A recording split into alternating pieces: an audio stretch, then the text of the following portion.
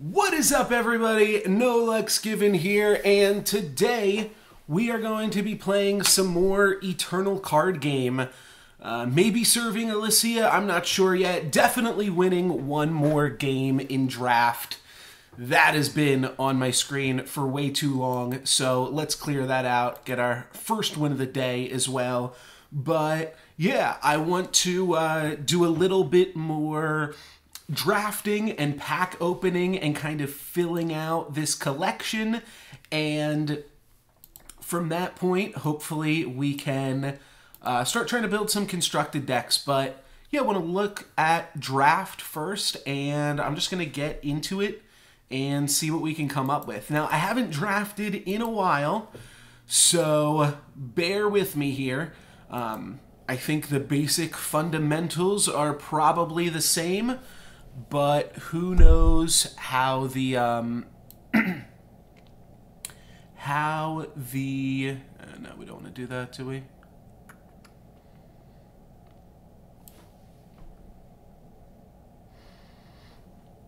Is it control to? That's fine. Okay, that's fine. How long did it take you to get so much gold and shiftstone in Eternal?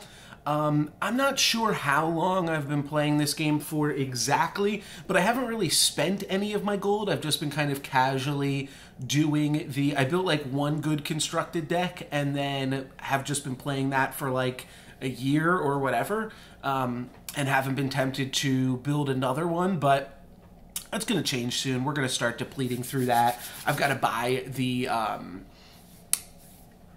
what are they called? The, expansions or whatever. I know they're not expansions, the quests, those things. So that will that'll eat up about 75,000 of my gold as well. Let's take a look at some of these cards here. Some of these I am gonna have to read, so bear with me, especially this rare. Let's make him a little bit bigger. Charge, infiltrate, put 3 scorpion traps into the top 20 cards of the enemy deck. And then scorpion traps are, they're like ambush, those ambush things in Hearthstone when you draw them. It makes a 1/1 scorpion. So you potentially draw 3 scorpions a little bit later into it. This card's got a lot going on and a little bit tough to figure out. I like that it has charge. It has reasonable stats. It seems like a fine card. I like to play Combray in draft regardless, but we'll see what the other cards in this are working with.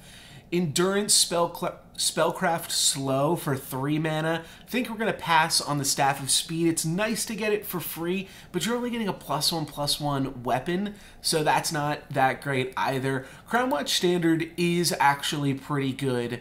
You get a 2 mana, give a unit +3/+3, and lifesteal this turn. And I'm assuming Crownwatch Tactic is a fast spell. Doesn't look like there's really a way to tell, unless you can tell based off the border whether something is a fast or a slow spell or not. I think an effect like that kind of has to be a fast spell, though, Crownwatch Tactic. So this is a pretty good card. It's probably the best card in the pack. I don't know if it makes sense to pick it first, but we'll still consider it. The enemy player plays a sigil of their choice from their deck completed. Oh, okay. So you get an undercosted creature, and then your opponent gets to ramp. Yeah, it made sense. I thought it was a fast spell. This card actually seems really good. I've never seen something like this. This is kind of like a new mechanic. I haven't even seen something like this in Magic, where your opponent gets to ramp as part of the cost for your undercosted creature. Obviously, sigil of their choice. Okay, so by the standard, it's a fast spell. Should probably still say it, but So this is going to fix your opponent and ramp them, which means that it then gets priced out of the game, potentially. But I'm tempted. I'm tempted for this Sentinel here. This card seems just pretty powerful to turn 3, but then it's basically like turn 4. And then it means that your opponent can't get mana screwed, which is part of what an aggro deck is trying to prey upon. So I'm not totally sure. Reduce the cost of units you draw by 1 is cool. Create and draw a soldier is a little bit mediocre. You may discard a card to draw a second sight. No, mediocre.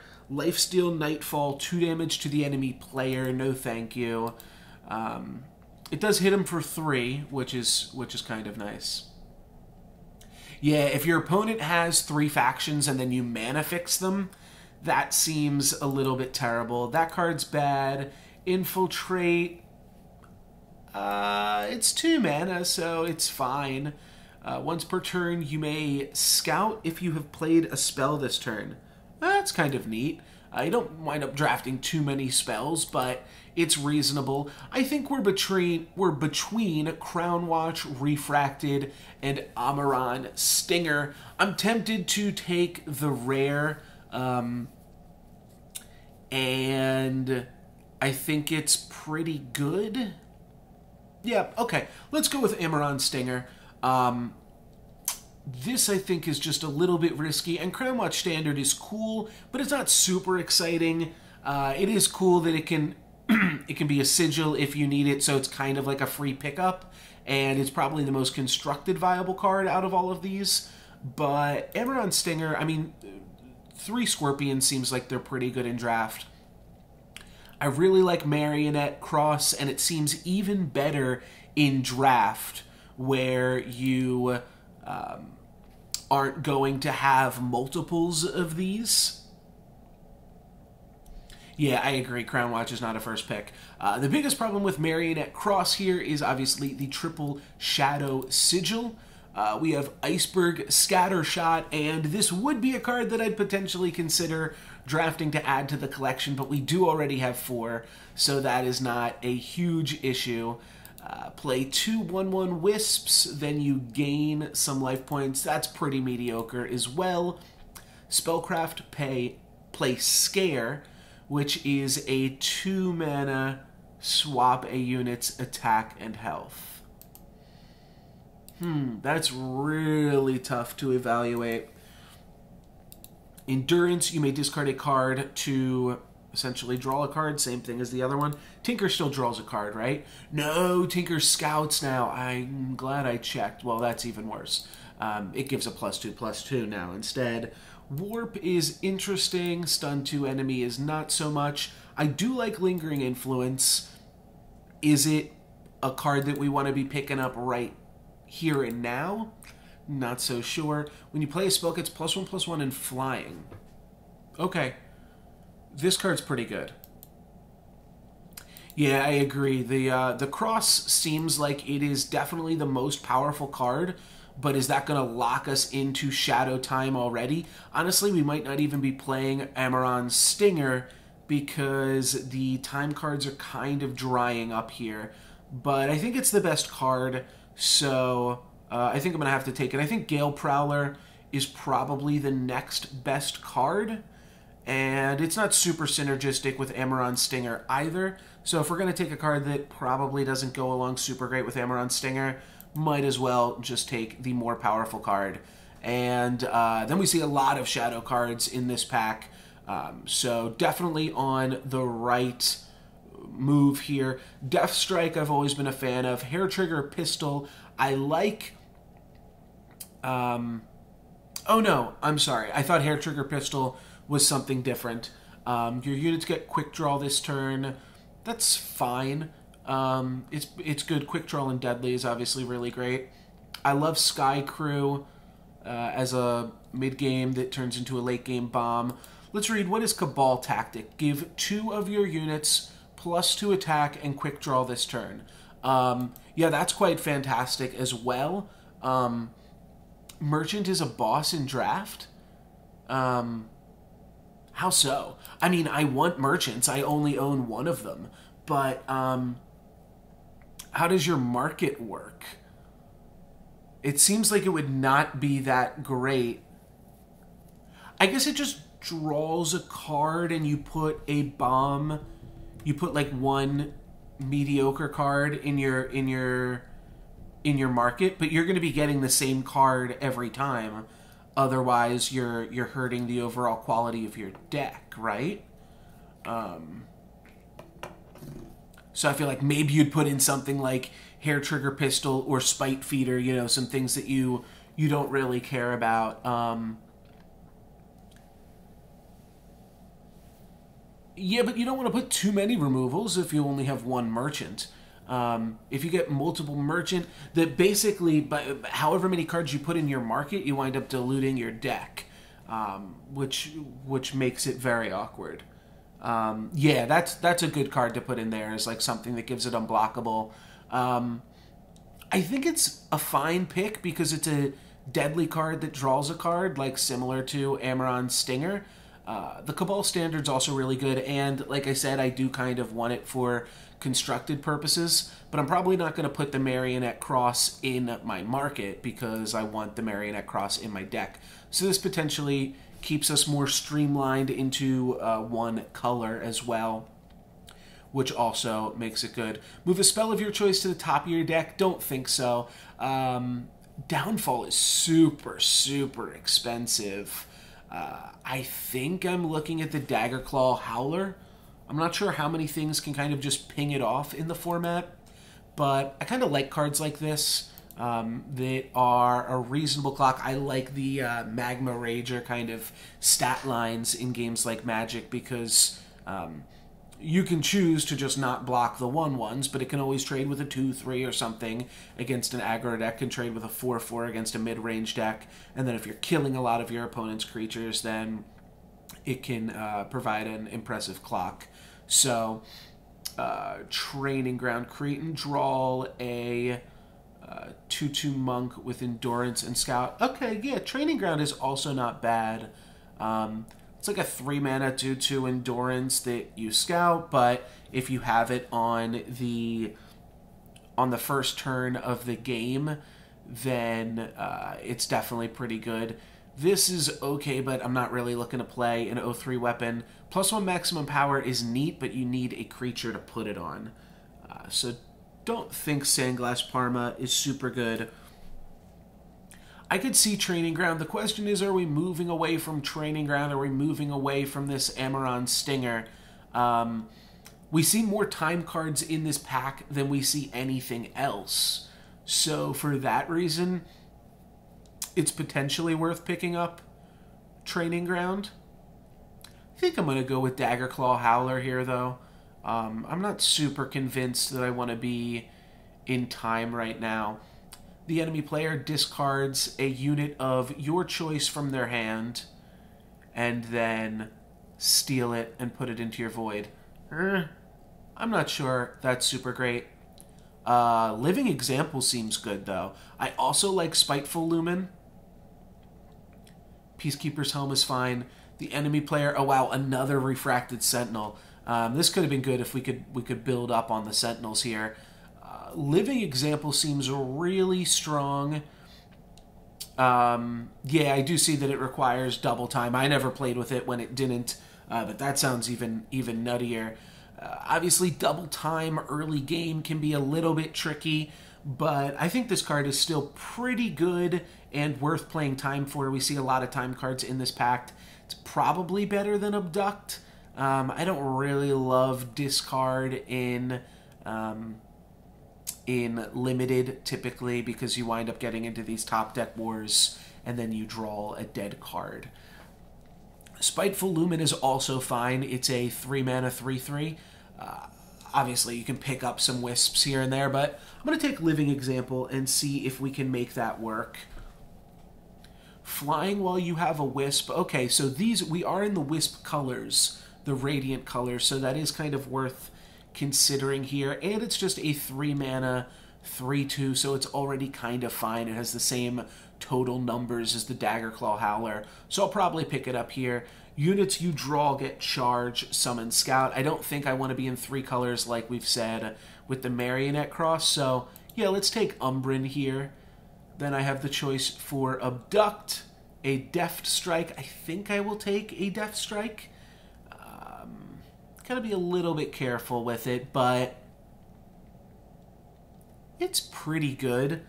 You want some bigger monsters, but we are potentially going to be drafting some bigger monsters later. Summon, ready your other units. This is a pretty cool combat trick, ready your whole team. But then it's like kind of a dead card. I mean, it's basically a removal because it's going to blank one of like their 3/3s or 4/4s or something, and it just blanks it for the rest of the game until they deal with the Mirage. So I don't hate the Sandspout Mirage either. But I do really like Deft Strike. Deft Strike is amazing. That's a pretty good. My problem with Deft Strike is I can remember one other draft that I did. I wound up just seeing like 3 or 4 of these, which is way too many. So hopefully that doesn't happen this time. Discard a card to create and draw a Sabotage. That's pretty interesting. Watchful Amanera we've looked at a few times here now as well. At the very least, this goes in the market, right? I think I'll take Back Alley Delinquent.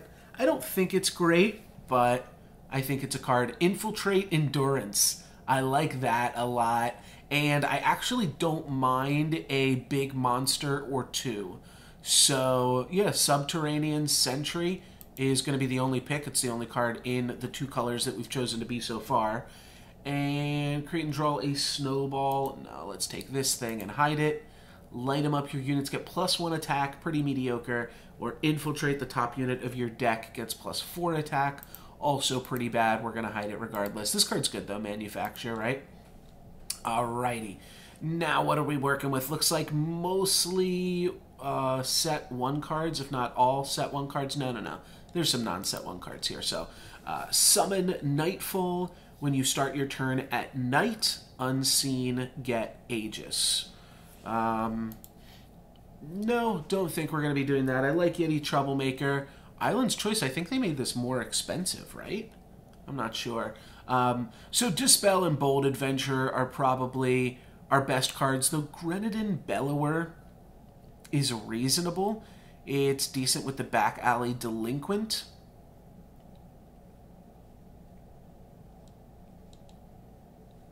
I'm not sure. All of these cards seem about the same, to be honest. I think I like Bold Adventure a little bit more, but you know what? Dispel winds up being pretty good in draft, doesn't it? I don't want to give up all of these. I feel bad giving up all of these 2-drops. I'm like, what am I most likely to see again? And I guess with 3 2-drops in the pack that we don't mind giving up on, because we get these packs back still, too. That's how Eternal Draft works, right? Like, this is going to go around, and then we're going to see this pack again with 8 less cards in it. I believe that's how this works. Might not be totally sure on that, but yeah, I do think I like Dispel just as a removal spell that replaces itself. Sounds good. All right, Flying Ambush. Like I said, kind of a removal spell, kind of not really anything. Give 2 of your units unblockable this turn. That's a reasonable card to give to the Merchant, but not really a reasonable card. I might pick it up here still. 4 mana, 3/3, +2/2 while wielding a weapon. Haven't picked up any weapons yet, but it's just a solid stat creature. Just a 4 mana, 3/3. Nothing too crazy.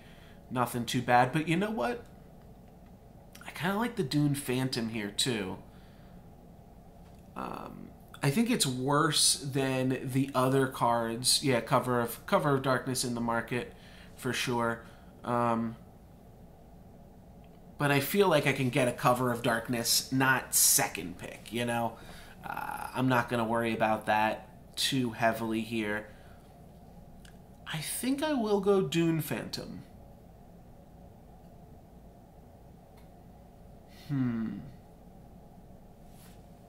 It's that or Cabal Bludgeoner.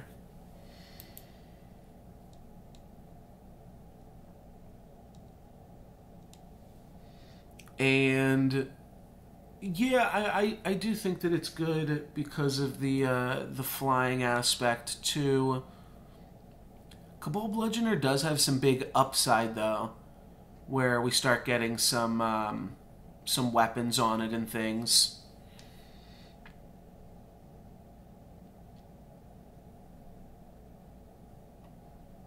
Right. Yeah. Yeah, it's basically,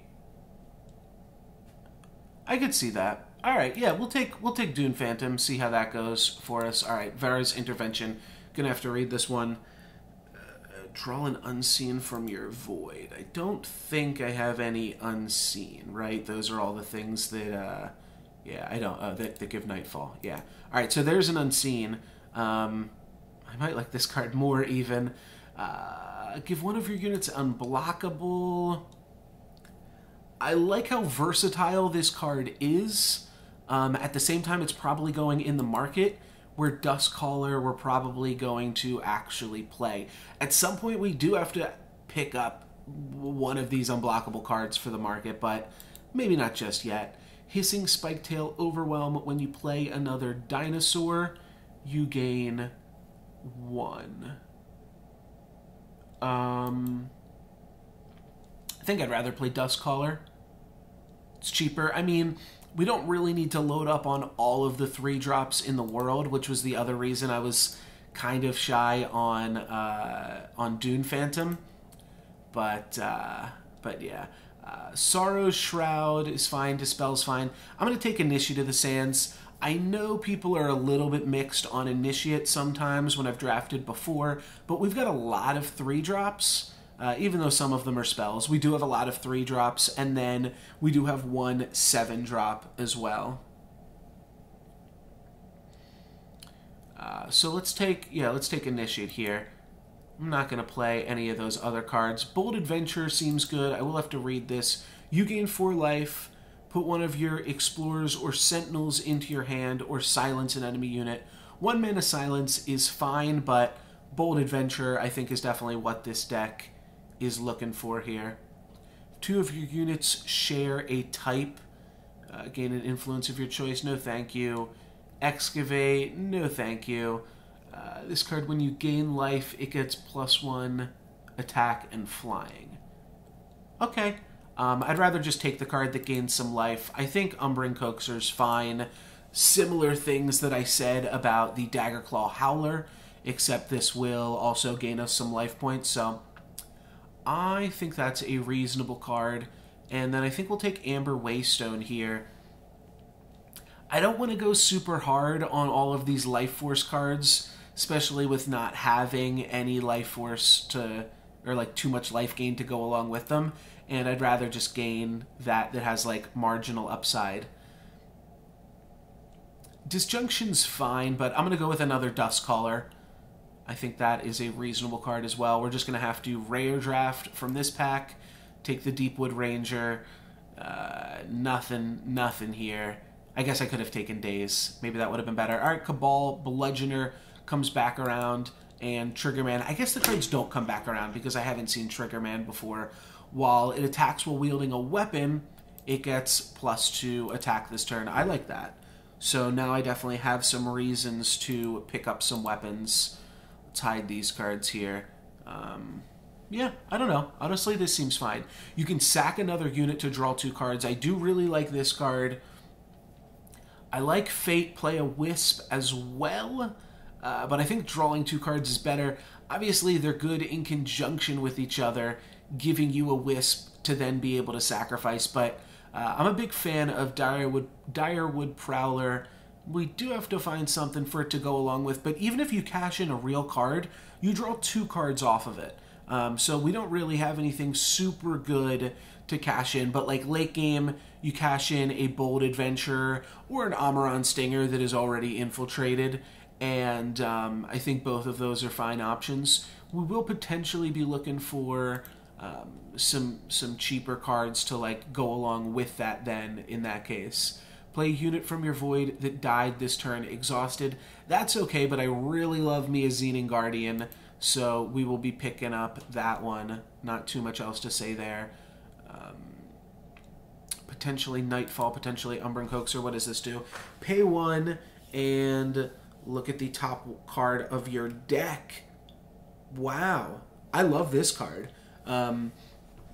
It seems bad if you mill some cards that are good, but what you just kind of have to look at is, okay, I wasn't going to draw that card anyways, and not get too upset. Then this pack is kind of a miss. Ugh. I guess we just take a Cabal Bludgeoner. There's like Elysian Banner, Teriach Hatchling, and Elder's Feather. But I think we just have to take Cabal Bludgeoner.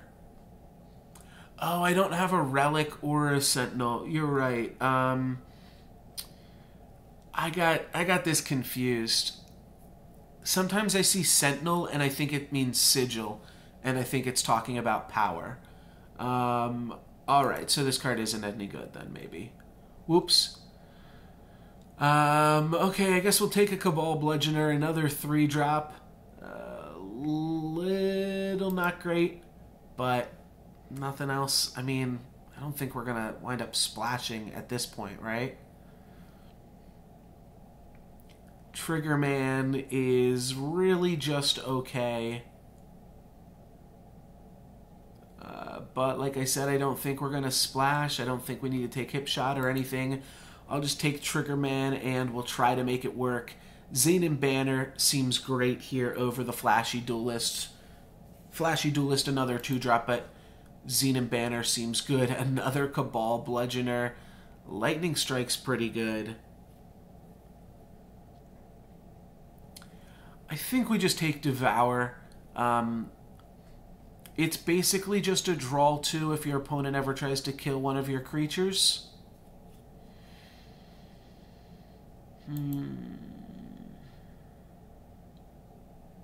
I don't know. It might wind up going in the market, right? But that's fine. And then I think I'll take Flashy Duelist again over the more expensive cards here. We could take Unseen Agent. We don't have any cards to combo along with Unseen Agent. We don't have any weapons for our creatures, which that's one of the things that I have been looking for sure, is weapons to go along for our creatures. Maybe you don't get that many weapons in this color combination. That could be part of the problem here. But I think Flashy Duelist is just a fine... It's decently aggressive and it's good anti-aggro, so in both of those cases it works. Excavation Assistant is fine, but I'm going to put a cover in our market finally. So let's put that in the market. Entomb, you gain 1. Well, all of these other cards are definitely not going to get played in our deck. I don't know. I'll just, yeah, sure, I'll take it. It goes in the market, right? And an Island's Choice as our last pick here. Alright, so let's hide some of these last-second cards we just picked up. Let's hide Cover of Darkness, because that's going in the market. Common Cause. And let's also hide this card right here. Sacrifice a unit to play a Sigil of your choice from your deck depleted. Don't love it. Flying while you have a Wisp. Cut Ties. It's reasonable. Flying Deadly Summon Nightfall. So some definite reasonable options. I could at this point even just take up something like a Sunglass Parma. I don't think I want to draft it super high, but I do have 2 Cabal Bludgeoners and 2 Triggermen. So it's definitely something to consider. I think Cut Ties, even though it is pretty expensive, winds up being good. Gravetender is tricky with the Tribute. I feel like my opponents never fall for my Tribute stuff. But yeah, I like Cut Ties too. I think it's a fine card. Vile Varmint is maybe better. Flying Deadly, it doesn't get to be like targeted removal, but it's still going to stop a lot of the stuff that your opponent does. And the Nightfall aspect is nice too. Maybe this is better. It's just so much cheaper. 6 mana is pretty expensive. If you really need a kill spell, you could definitely just die with Cut Ties in your hand, which would be very awkward. So yeah, you know what? I think I am going to take Vile Varmint here. I like it. I like it enough. Give a unit +3/-1 this turn. That winds up being a pretty awkward card. And then we have nothing else. We just have a Sunglass Parma. Ugh. Alright, I guess I'm going to take Sunglass Parma. It's not the worst thing in the world because we do have a few expensive creatures as well. So getting that +1 maximum power could be helpful. It's 5 mana to play the teleport on it, so it's a reasonable curve after the Cabal Bludgeoner. Alright, I'll pick up 1 Sunglass Parma. Draw one of the top 3 cards of your deck, put the rest on the bottom. That one seems great. Another Death Strike here as well. But yeah, I'm into Cull the deck. That seems good to me. Recombobulate, I guess I can read it. Put an attacking enemy unit on the top of its owner's deck. Interesting. But no, we're going to take Cull the deck. That seems good to me. Play slow. Well, it is another weapon. Once per turn, you may pay 5 to make a player mill 2. No thank you. Inspire, reduce some costs. Death Strike. These are all fine. Petition's a weird one. Petition is like gain no influence this turn, so that way you can fix your mana for next turn. I don't think it's where we need to be. Journey Guide is fine though. Death Strike is fine, and Coronal Umbran is fine. Honestly, I think we could get away with another Death Strike. Yeah, Petition can be good, but I think I'd rather just play a Shadow Sigil over it. I'm going to be getting a Shadow Sigil almost every time unless I have Living Example, but otherwise I just want to maximize my ability to play Marionette Cross. Marionette Cross, I think, is a lot of the way that this deck is going to be good here, and Death Strike is really good with Marionette Cross as well. This card's bad. We can take another Subterranean Sentry, or we can take our first Cut Ties. That's pretty close. Would we rather have a bomb of our own, or would we rather be cutting ties? Honestly, I think Subterranean Sentry is a pretty reasonable card. But so is Cut Ties, and this allows us to deal with some flyers and things. Alright, I'm going to take the Cut Ties here. Though Subterranean Sentry goes much better with Death Strike, so that is one thing to consider, because we did just pick up that Death Strike.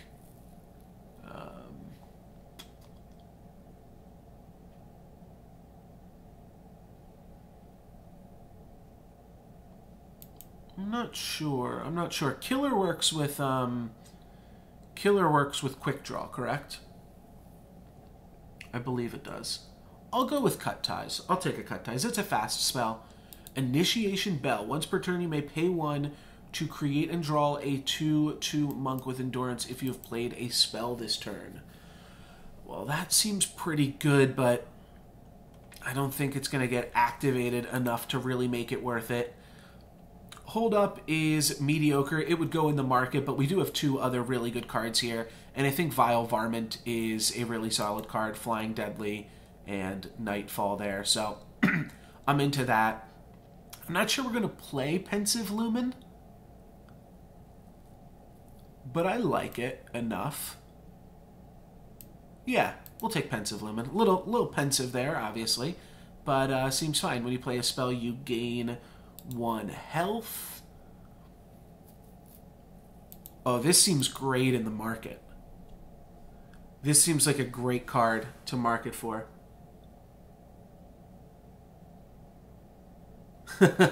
Yeah, Death Strike. Discard the top 10 power cards from your deck. Seems like it would be really good to just throw in the market and not really worry about. And I'm not too concerned with either of these cards here. So, yeah, let's take End is Near. Give one of your Wisps Deadly. No, we'll take another Sandglass Parma. Maybe we wind up making some nice Parma plays here. Flying Summon, give one of your units +1/+2 while you control this card. Mediocre, for sure, but on color at the very least. Journey Guide, I like. We're not going to pick up Sky Crew, unfortunately. And another Death Strike. We have got way too many cards here, so we're going to have to cut some cards and throw some cards in the market. Where are the cards that we are not playing? How do we find those? Oh, they're right here. Right, okay. So let's see, is there anything that we already cut that might as well just go in the market here? Yeah, Cover of Darkness. How do I add this to my market?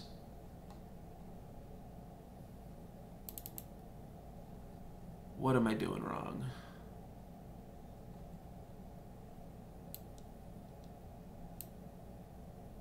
What am I doing wrong that these cards aren't going in my market? I don't have to figure it out right this second, but somebody will have to inform me of that. Because I don't know what's happening. Right? I have a market. That should be all that I need.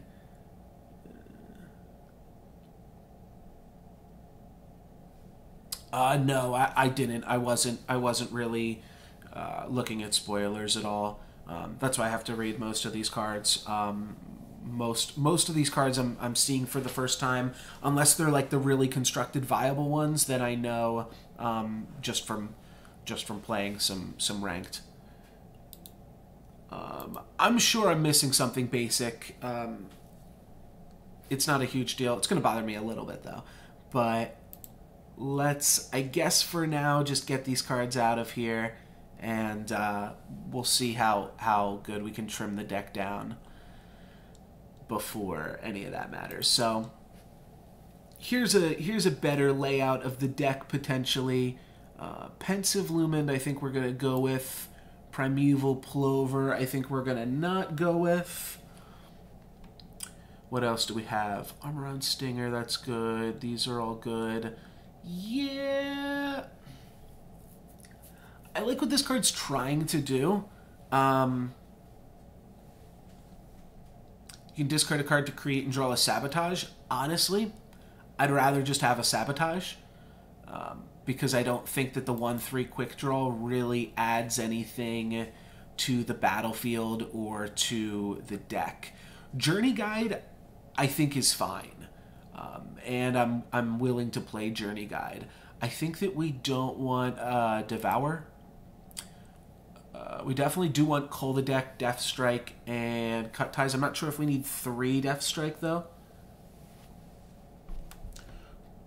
Colonel Umbren is bad with no Wisp. Yeah, it's just mediocre. It's about the same as the Daggerclaw Howler. It's really just a 3-mana 3/2, which is why I drafted it. Yeah, I wound up having 0 Wisps, but I still think it's a fine card. It might even be better than these Cabal Bludgeoners, though the fact that we did pick up 2 Sandglass Parmesans means that maybe these are fine. So yeah, maybe we just cut these. I don't even know which of these is better. Like just a vanilla 3/2 for 3 or a vanilla 4/1 for 3. It really depends on the removal in the format. If there's a lot of things that just like ping for free, then you wind up not wanting them. Obviously, Duskcaller is better than both of them because we have that free ability. So maybe we cut the Umbren because this provides something different than the Duskcaller, which we already have access to. Yeah, that makes sense to me. That makes a lot of sense, actually. Death Strike, I'm not sure if we need.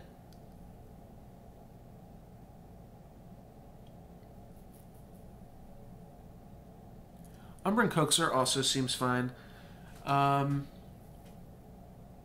Darwood Prowler, even if it's just a 6-mana 5/5, that seems totally cool. Any ideas? Has anybody figured out how to add cards to the market? Oh, maybe you just have to click the market first, and then you can throw cards in it. Okay. Sorted it. So, basically, I'm definitely not putting cut ties in the market. I think that just loads up the market with too many goodies. You definitely put a Shadow Sigil in there, right? That's how that works. And then we can put in, like, one small creature. Like, we can put the Umbran in there. And then the question, too, is, do we also put in a big creature? Do we also put in the Triggerman? I feel like sometimes you might need it, but it is also cool to just grab the End is Near and then know that you're going to be drawing live for the rest of the foreseeable future. If we cut Umbran Coaxer, I could see that going into there, but I think... I don't know, maybe Triggerman is good in the market because the deck does have a lot of 5-drops. So what happens? Can I even do it? No, I've got to take it out of the deck first, but that's fine. I mean, I still have a lot of cards to cut from this deck, right? We want to be playing... You want to play 19 lands, which means that I want to get the deck down to 26 cards, 28 cards when you count the 2 power. So I still need to cut 5 more cards from the deck. Devour is reasonable in the market, but I think it actually comes at a cost now because I think all of these other cards are better in the market. Like, I feel like sometimes I might just want a 3/2 in the late game.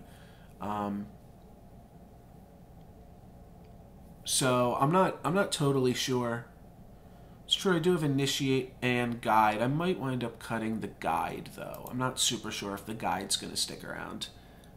Initiate we're definitely playing. So I could play 18 lands. Okay,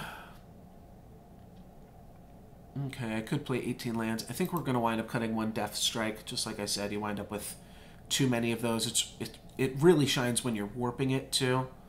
So, we don't need so many of those.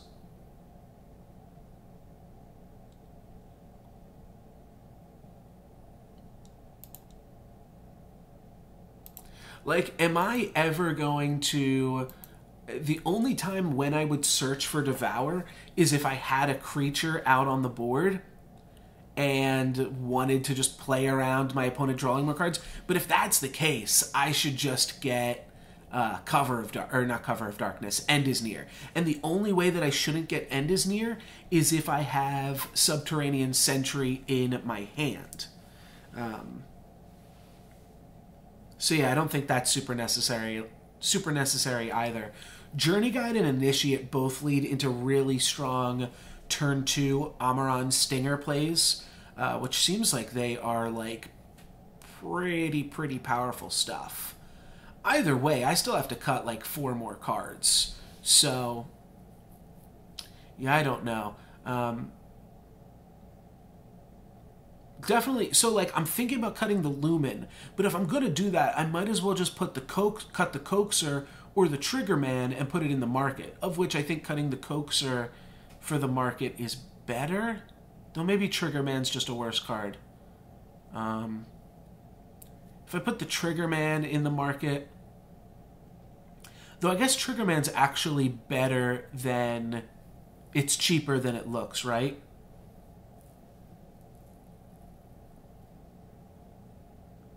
Oh, you have to exhaust a unit of the same type. Okay, so that's really just Flashy Duelist.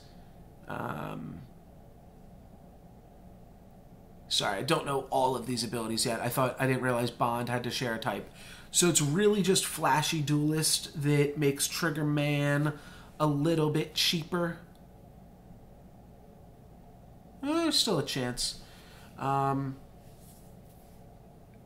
That's true. It's also just not a great card. I could just cut it because it's not a great card. Yeah, I'm into that. I'm into that for sure. And we still need to cut... what did we say? We were thinking about playing 18 lands if we play both of the 1-drops. So 18 lands means that we... We've got 17 lands in the deck right now, so we only need to cut one more card. We do have some pretty expensive cards, though. I don't know. I don't want to cut ties, so I think this might be an 18 land deck. We can always get rid of our lands, but we do have some use for them. So that means with doing that, then I think we could put Triggerman in the market, at which point we could remove this guy and put in something smaller. Put in something like Granamender or Devour into the market. Like, I could see that being okay at that point.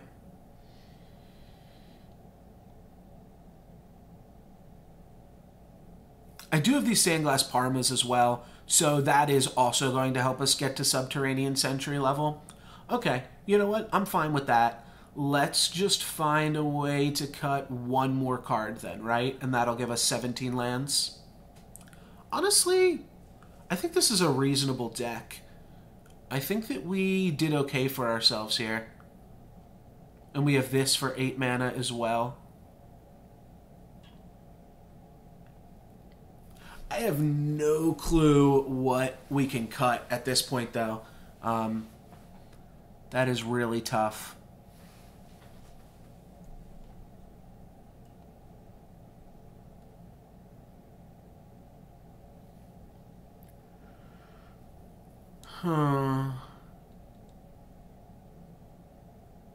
Like, the only thing I can see to cut is Journey Guide. And does that even make sense to cut?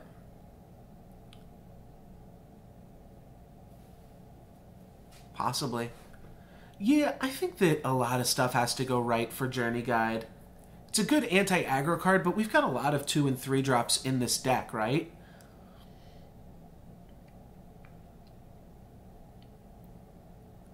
I think I can get behind cutting Journey Guide. I think it's worse than Initiate of the Sands. Cut the Dagger. What is that? Dagger Claw Howler. Just because we've got a lot of 3 drops already. It is our worst 3 drop. Though part of our 3 drops are Dispel and Death Strike and Marionette Cross, so it's a little bit misleading. We really only have 1, 2, 3, 4, maybe 5, though the Merchant we don't have to play super early. I mean, I can see it. I don't see what else we can play. This is like the one card that I don't feel bad about sacrificing to Direwood Prowler, though.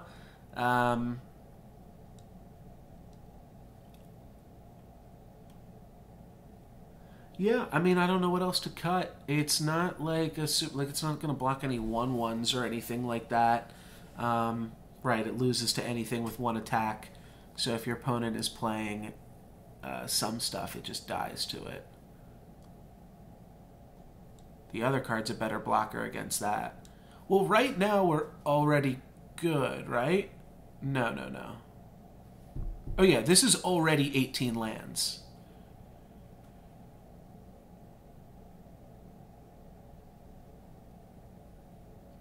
So Daggerclaw Howler or a 19th land. You know what? I think we're going to be okay. 18 lands, plus 1 in the market if we really need it. Plus Cull the Deck, plus Initiate of the Sands, and then 2 Sandglass Parmesans. Okay, I like this. Let's add power. It gives us this, we're like a pretty even split, but we really want the Shadow Sigils for Marionette Cross. So going this heavy into time seems reasonable. It's a 7-10 split.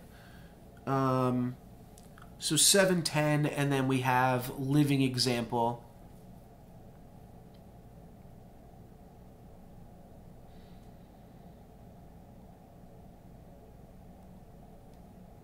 Yeah, this seems fine. We definitely want those Shadow Sigils for Marionette Cross, so a 7-10 with 1 Xenan Banner seems right. Okay, let's give this a shot here. 0-0 to start things off. I like it. I like this deck. I think this is a pretty reasonable draft deck. it doesn't seem super powerful or anything. No crazy bombs. We are playing our first pick from the first 2 packs, and both of those were pretty good cards. Just solid. It's just a Xenan mid-range deck. Let's edit the stream title here.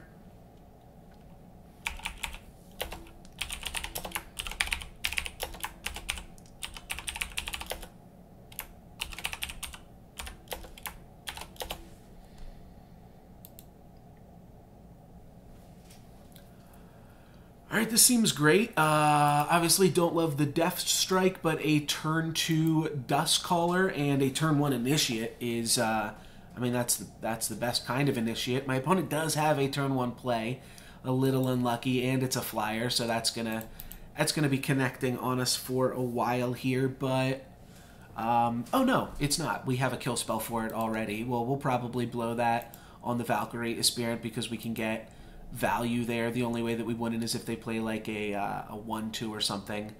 Oh, they are going to create and draw a Temper. So our Initiate will be dead, but not before it makes itself a Duskcaller.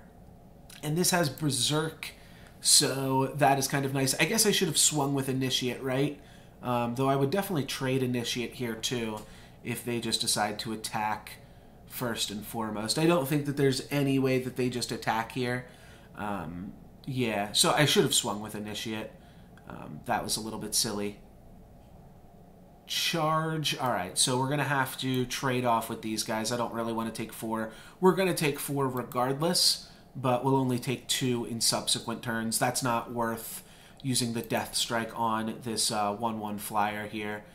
So draw card for Nightfall, wind up finding nothing there, and then we find a Xenan Guardian for the next turn. That's fine. That's fine. A little bit of a slow start here against what seems to be a somewhat aggressive deck, but they are going to have to attack into our Xenan Guardian next turn, which means they're going to need a Battle Trick, or we're going to be able to eat up their 1/1 and discard a card to draw a bunch of 3/1s. Okay. So now my opponent has got some 3/1s here. This is a really, really aggressive showing from my opponent. I don't feel like most decks are going to be this aggressive, but we're going to have to take 7 here, drop down to 8, eat the 2/1, and then next turn we can trade off with one of these 3/1s, or maybe more. Yeah, not great. Getting our face kind of pounded in here. Pounded into the pavement. Hopefully no combat trick. That would be really unfortunate. Looks like they do, though. Reinvigorate. All right, so that's going to be a trade then. No, it's not. Oh my gosh. Okay, that's crazy. Endurance, Reckless, and then Berserk still counted as a battle skill? That's lame. Okay. Well, we are drawing our opponent's aggressive deck. Even more cards here. We are going to be able to trade with one of these 3/1s potentially, and then we take 6 and drop down to 2. We can't even afford to block the flyer here. So this is all we can do, and then Saddle Up will kill us. All right. All right. We are 0-1. Well, we are going for the submarine strategy then here, where we lose the first game, get to play against some slightly weaker opponents maybe, and we're bronze in draft, so hopefully that should help us also play against some weaker players. But man, that does not feel good, to think you have a reasonable deck and then, yeah, just get your face pounded in. But it's important to stay positive. I think this is a good deck, and I think we can pull out some wins here, so we'll see what we can come up with. Honestly, like, we had one of our better starts.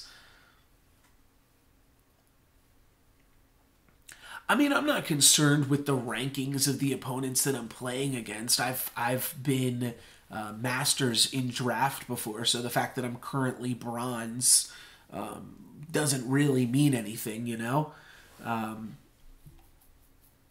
So this hand has Living Example and then a whole bunch of really expensive cards. So we're going to give this one a redraw, and we draw Initiate into Amaran's Stinger. Okay, well, this is looking pretty good, especially if my opponent does not have a 2-drop. If they have a 1-drop, it's fine because they'll attack with it, even if it's like Oni Ronin. That's fine. I'd rather them have an Oni Ronin than an Arcano Outlaw, but at the same time, are they really going to block Amaran's Stinger? Because, oh, I can just play this. I always think this comes into play depleted because it's not a sigil. Alrighty, so they're going to get a Sabotage here, and that is going to be a blocker for our Stinger, which is definitely unfortunate.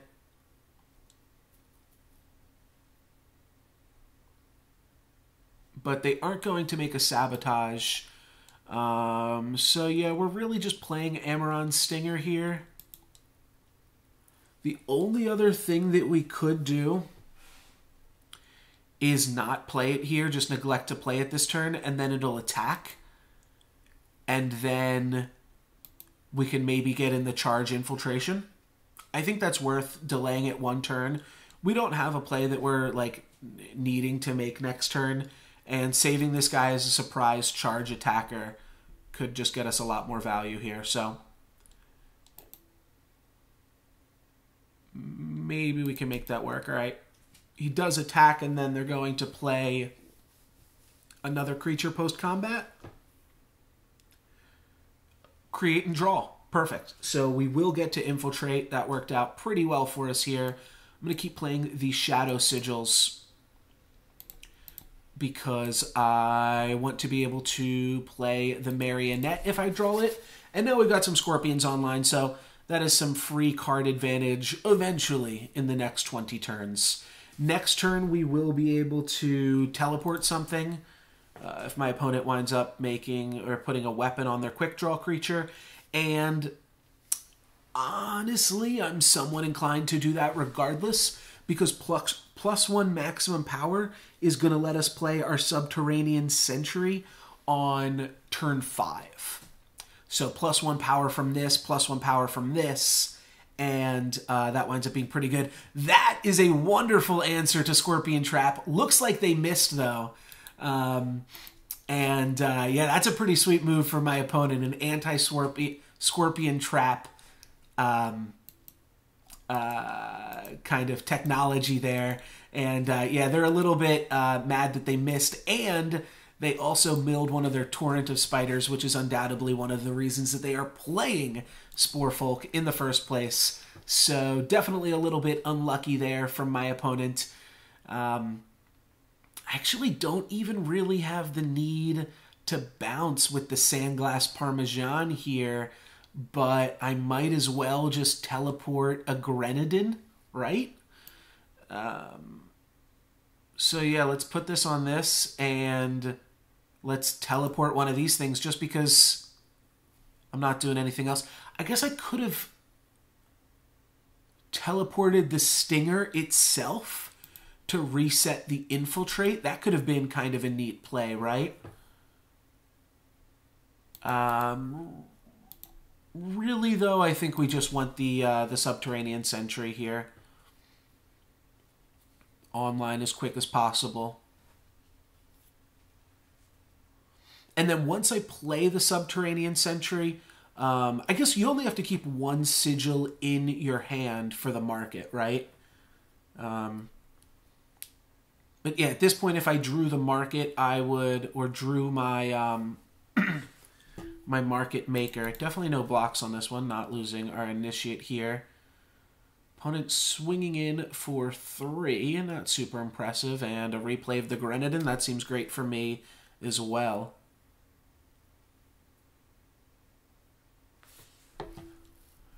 Alright, they've got a 1-3. He should block with the 1-3. I don't know what that means. But let's go ahead and swing with this. I am free to trade off Initiate here now. Maybe I should be blocking with this. I don't know. I feel like my opponent does not have great attacks now this turn, unless they kill my... Oh, I didn't even think about that. I totally forgot that this card even had other text. I don't know what I was thinking. Yeah, I should have played the Time Sigil first. There was no reason to do that in that order. You are totally right. Now, it's going to take a while for this card to infiltrate. And... are they going to Spellcraft Ruin? They are indeed going to Spellcraft Ruin. That's totally A-okay. What's not A-okay is this Unseen Agent swinging for 4 every turn. We're definitely going to have to get a little bit more defensive.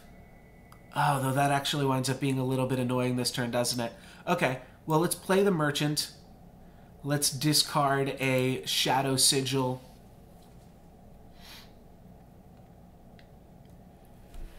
And then I can take Devour for a draw 2. I can take Cover of Darkness to give my big monster unblockable. I don't really think that does enough either. End is Near to make sure that we're drawing live. I think I take End is Near here.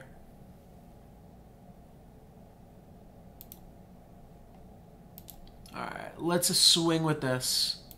Let's swing with this.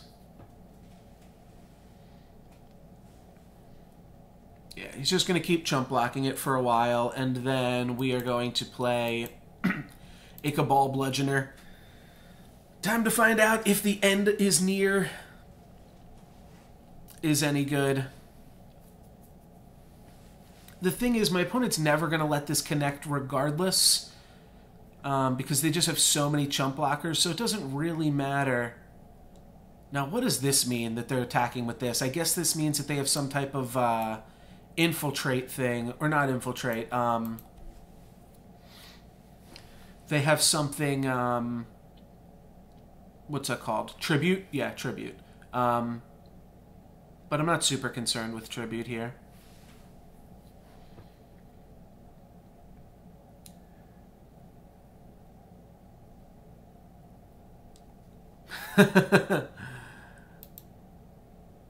Yeah, they were trying to mill more scorpions. No scorpion mill just yet.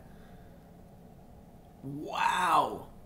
Torch on that seems huge for us, especially drawing an Umbran Coaxer right after that. Yeah, that is absolutely huge because Umbran Coaxer is going to buy us a whole nother turn here. I will have to play Umbran Coaxer this turn, but I'm pretty happy with that. So they are going to go with huge blocks onto this, and 1, 2, 3, 4, 5, 6, 7. Sure, yeah, I got to kill almost everything here. I'm fine with it. This wound up getting like a 3 for 1, 4 for 1, pretty much at that point. And now we'll play the Umbran Coaxer, and now they've got to leave back blockers for the Umbran Coaxer. I guess there's no reason not to play the Shadow Sigil here. Right, we don't have any other things that are gonna care about that. This is looking good. They need to have a blocker now for my Umbran Coaxer, which I assume is what this is going to be. Yes, a Thorn Beast that they shouldn't sacrifice with because they have to block this. Okay, that was a great draw too. So yeah, they have to trade with this here. We'll leave this back to block the Thorn Beast just in case they... don't see that as an option. They let us attack. Holy moly. All right. I think we're in a really good spot now to win this game. Because what are they going to do? Swing with the Thorn Beast into my Scorpion? Which obviously they didn't know I had a Scorpion, but I had the Merchant. So they really don't have great attacks. I guess now they can block with this guy. But that seems just as bad for them. So... yeah, I don't know. We're going to get to go up to 11 here. Is anything else worth attacking with? I think it makes sense to attack with my Krendon Merchant as well, just to try to get some damage in. I could also attack with this Scorpion we're like really close to them drawing another Scorpion Trap too, right? I don't want to get too risky here. I think I could also attack with this Scorpion because I'm pretty sure they're going to draw another Scorpion next turn. But this is fine. Hit them for 7. Yeah, they have to make this trade-off. They should have made that last turn. This card's going to be really good. I didn't want to attack with Scorpion because I want to block the Scorpion on the Xenan Life Speaker, or at least stop the Xenan Life Speaker from attacking. I know I can throw away Initiate of the Sands, but... So now we've got a whole nother turn because of all of that life that we gained. That'll eat up this, so that doesn't change our clock at all. How close do we get here, though? Now I think we probably want to attack with both of our Death Touchers. We really have to hope that they miss for one more turn. If we attack with everything, they take 1, 2, 3, 4, 5, 6, 7, 8, go down to 2. Then I ambush block here. Or I swing for 7.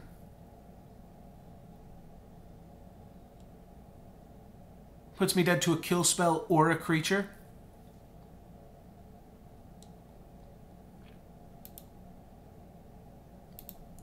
I'm already dead to a pump spell. Dead to a kill spell or a creature? Let's do it. No Lex given, baby. Alright. I'm dead to absolutely everything.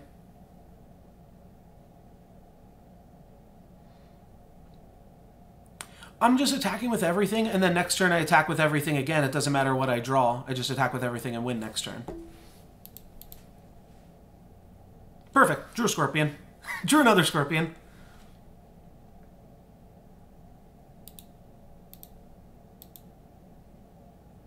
I think I got it. No Lux given, baby. Let's go. So we'll Dune Phantom. Don't really need to, but had all these. Block these 2. Go down to 2, and now we can ace space and win. Very cool. Yeah, it's not like I could draw... it's not like I would draw a card with Nightfall and be forced into playing it there. If I draw a card with Nightfall, I just attack with everything and win. The only way that I lose is if he draws, you know, a non-power sigil. But that is the power of whatever that card was that I played. What's the card in my market? The End is Near. That's the power of The End is Near, because I was just drawing live at the end of the game, and then my opponent got unlucky. But sometimes that's what you need to win. And that's kind of a Soulforge strat there, too, is play these cards that kind of flatten out your own kind of luck, and then just hope that your opponent gets unlucky. You don't really have to do anything directly to influence them, other than kind of cross your fingers. Oh, you're saying if he draws a Nightfall card? Sure. Okay. Yeah. I could have kept one guy back. Maybe like attacking with my Initiate was pointless there. I just wanted to... The reason that I attacked with everything... Oh, perfect. Yes, we've played a lot of Soulforge against each other, Draft Silver. The reason that I did kind of like the attack with all is like, what if he draws a 2/2 with Lifesteal? Then every point of damage is going to matter, and I thought the chances of him drawing a small minion probably outweigh this. This really sucks. At least we'll potentially get to sting him next turn, but we got a really land light hand here, which is awkward. But my opponent also missed, and now we're going to be giving him some Scorpions. Here's some cards you can play, some Scorpion traps. All right, this is fine. We've kind of drawn out of it a little bit here, but now my opponent's going to be able to play a 3-drop. Summon Nightfall. Okay, I appreciate that. When you draw a card, it gets +1/+1 this turn. Yeah, I like what we're doing here.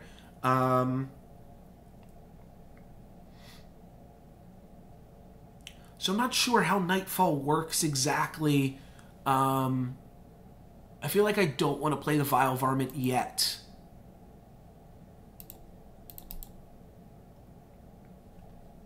I will swing for 2 because that's free, and then play a Cabal Bludgeoner. Was that his name? Yeah.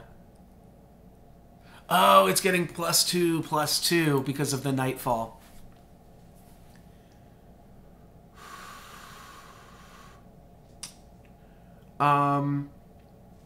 Basically, I just don't really know, like, if I play another Nightfall, will that continue to make it nighttime, or exactly how that works. I'd rather just keep up the Nightfall slowly but surely. I can double block here. That seems not worthwhile.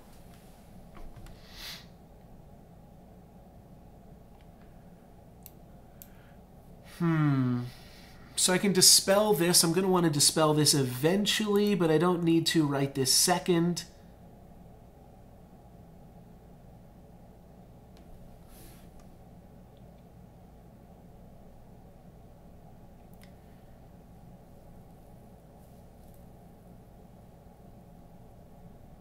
Doesn't fast draw spells. I'm not sure what that means. But, like, basically, is it worth it for me to... I'm pretty sure, like, Nightfall just always lasts 2 turns, right? One more night. Or should I have played this last turn because then I basically steal a card from him? Maybe that's what I was supposed to do. Okay, I think I see what that is. I'm going to just attack with this guy and then play a Vile Varmint. I'm fine with trading a Vile Varmint here for the Burying Sarasaur. Yeah, I should have played the Nightfall last turn.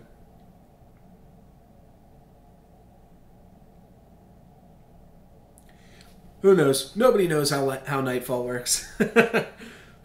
It's confusing.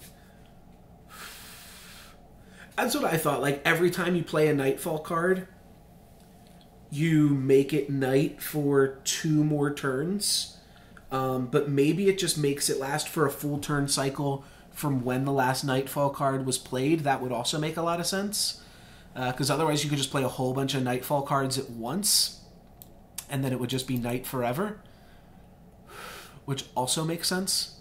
So I can't really attack this from a flavor perspective. Ooh, that's pretty good. But you know what? That is also a great dispel target. So that seems fine as well. We can teleport the Xenan Guardian.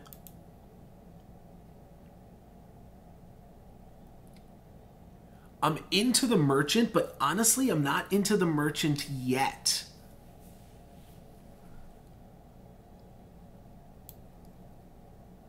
I'm going to go for this play.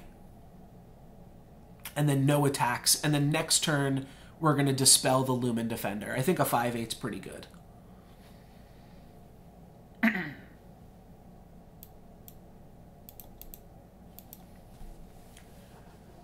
This also puts us to 7 power, so I guess next turn I could play Subterranean Sentry as well.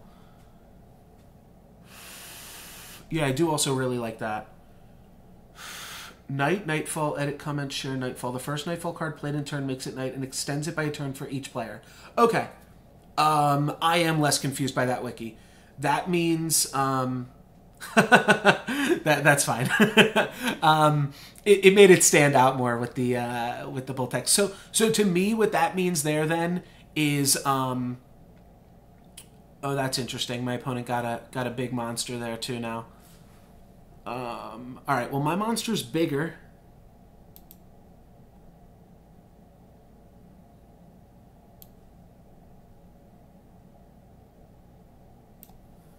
Alright, we're just gonna keep playing monsters here out. We'll wait to see what that develops into. But to me, that says that it doesn't matter when you play your Nightfall cards. You're going to give each player a Nightfall trigger regardless. So if on turn 5 you play 3 Nightfall cards, it will then be night until turn 8. It's a monster off. It was a graveyard smash. Getting a little bit chilly. I might change into my robe. Yeah, that's what it sounds like to me. One cycle, but you get a stacking situation. Give one of your units +3 health while you control this guy.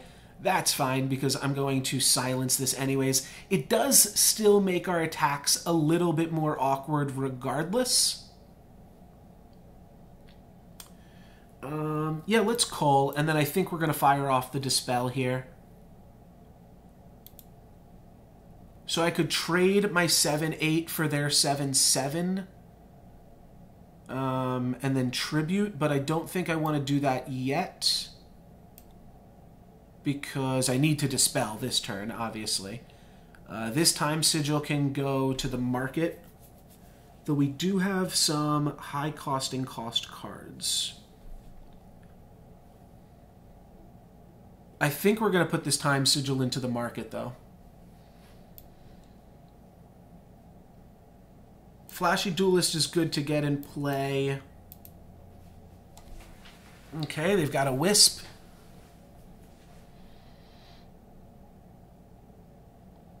We do have to start attacking somewhat soon so that we can actually pressure them. Though that's not totally true.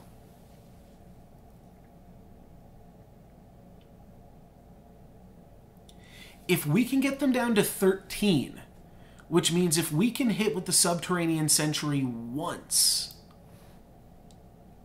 then we're also in a good position. Now we're under a little bit more of a clock, though we do have Vile Varmint still too.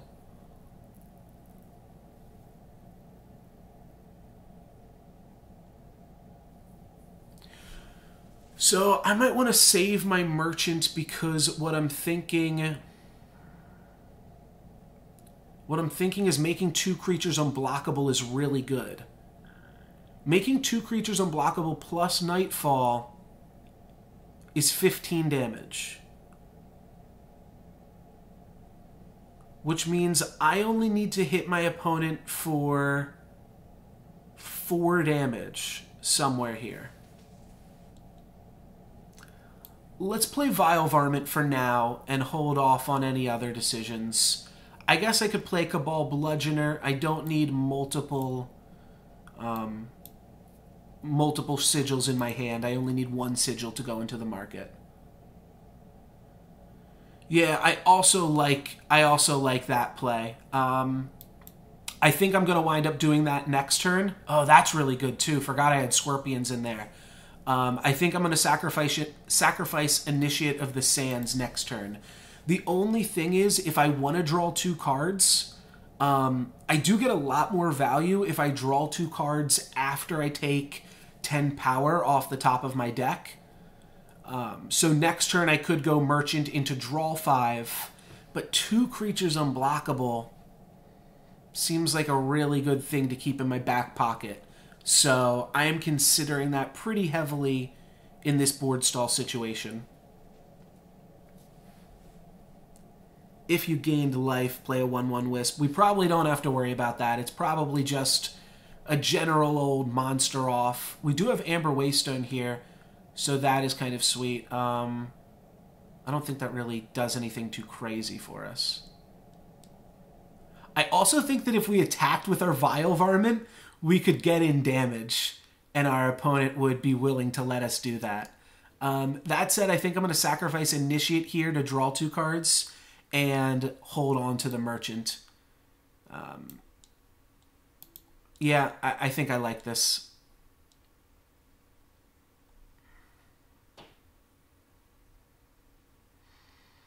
I think I made the wrong decision there. Well, now we don't even have that much power left in the deck. There's no use going into the market for that. I'll just play Amber Waystone, gain 2 health, and pass the turn. I can't really even attack with my Scorpion because it will trade off with the Wisp here. Next turn I'll consider making some attacks for the Pensive Lumen, but that's all we got this turn. That's a little unfortunate.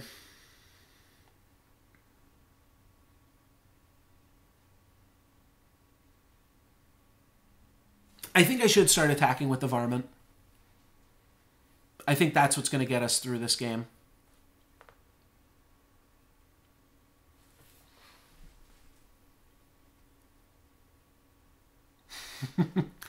I have all the power. When you play a dinosaur, gain 1. Oh no. That is no good for us. Well, now they're also gaining life points and wisps. My opponent's popping off here. I drew a 5/5.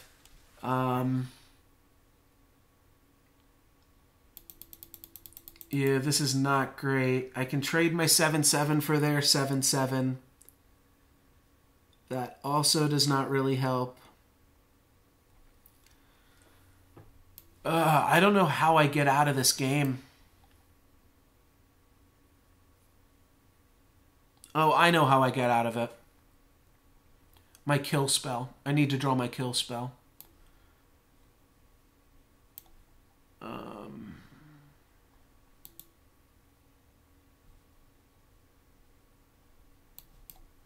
Alright, that's fine for now.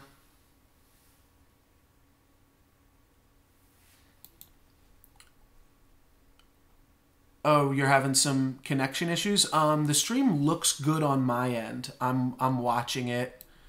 I have it popped up on Twitch here, and it looks like it's loading fine, so. Broadcaster is not enabled in-game drops. What the hell does that mean?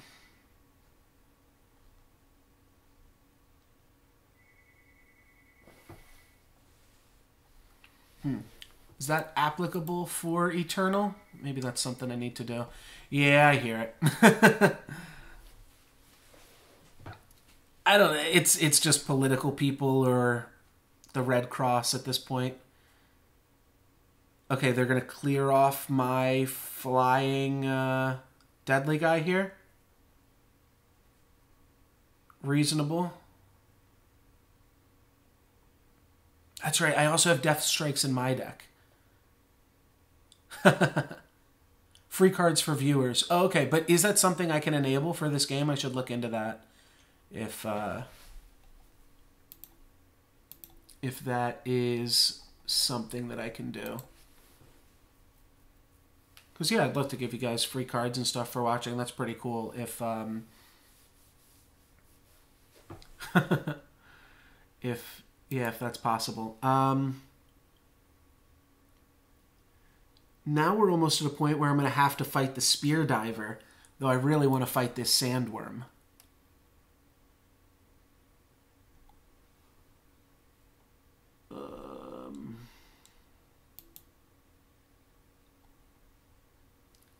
I don't think there's anything I can do here.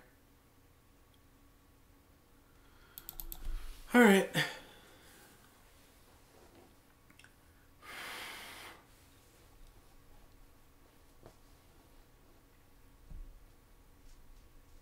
Oh, that's pretty cool.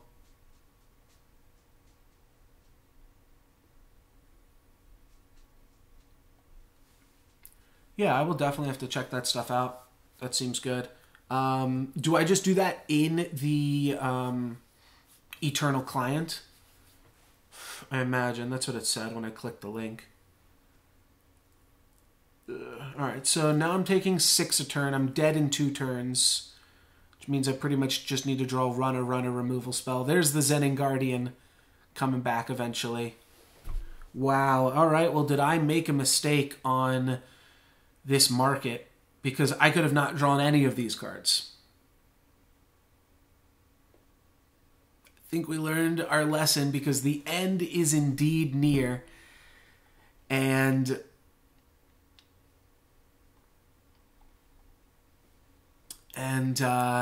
yeah, we're super dead here this game. Devour doesn't buy us a turn, but might actually be what we need at this point.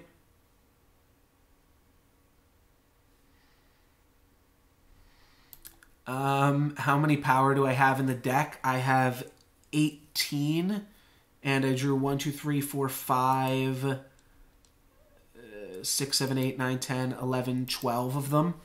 So there's 6 more power left in the deck. A little unlucky, though I did draw a lot of cards too, right? 6 cards in the void. 1, 2, 3, 4, 5, 6, 7, 8, 9, 10. Yeah, I drew 10 cards and 12. Wait, what? That's insane. Oh, I drew like an insane amount of power.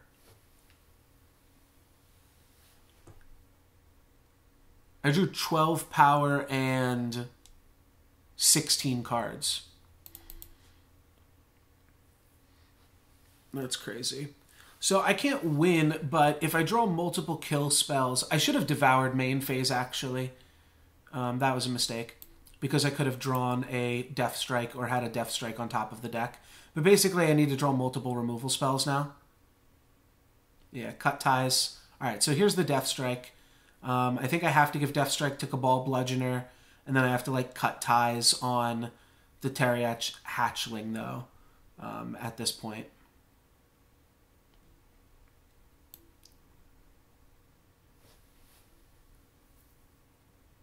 It's not looking great.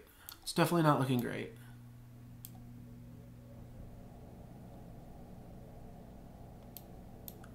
I also should have been playing my lands. I'll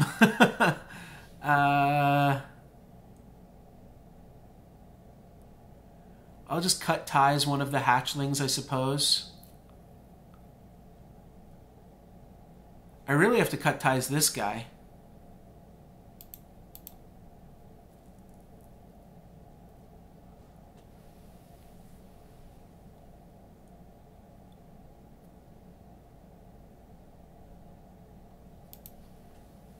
I mean, yeah, I could kill whatever I wanted to here, but I think I just have to kill the flyers. I don't think the deadly does anything for us here.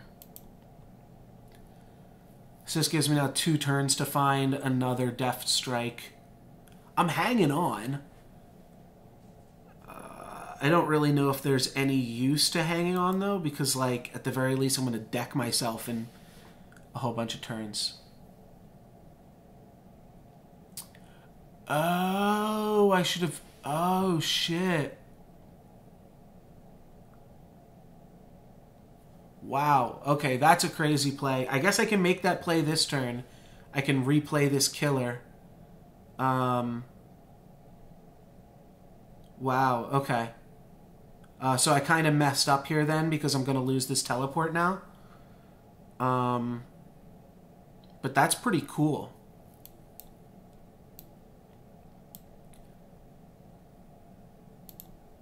So I teleport my Cabal Bludgeoner back to my hand. Yeah, I should have... Oh, wait. Wait, that is what I did. Oh my gosh, what was I even thinking? This is what I gave Killer. I should have bounced this and then gave it... Alright. I have definitely screwed the pooch at this point. I thought that's what I gave Killer to. Yeah, I should have given Killer to this. No, actually, I think this was the right thing to give Killer to, because then I could have sacrificed it and drawn 2 more cards again. Alright, I mean, now I just lose. Oh, God. Oh, wow, I actually had a really sick play, but I totally overcomplicated that. Or not even overcomplicated, just didn't know what the hell was going on at all.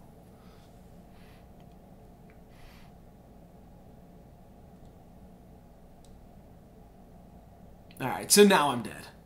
Yes. Oy vey. Oy vey. Making some mistakes here, for sure. Yeah, not my finest moment. Not my finest moment. That would have been a really sick play. Whoops. Whoops. This hand looks fine. We have some decent shadow requirements. Deck has a lot of 3-drops, so I'm going to keep this, thinking we'll probably draw a 3-drop anyways. It's our first game without Initiate in our opening hand.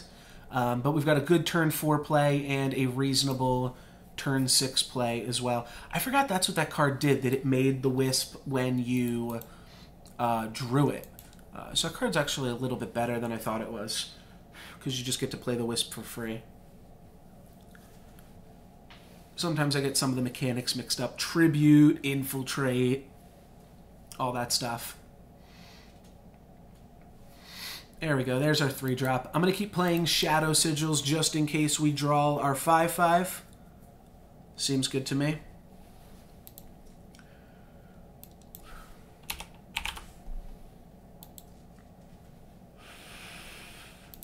This is the ultimate submarine strat. Intentionally throw 2 games, though. It wasn't really intentionally. The one game there was no way that we could have won, and the other game, maybe we could have pulled it out. There were certainly some awkward moments. In hindsight, 100% should have taken the top 10 power sigils off the top of my deck. I think I actually win the game if I just make that play differently. And then even so, I maybe still could have won the game by bouncing and replaying the Direwood Prowler. That is cool just to know about that for the future now as well.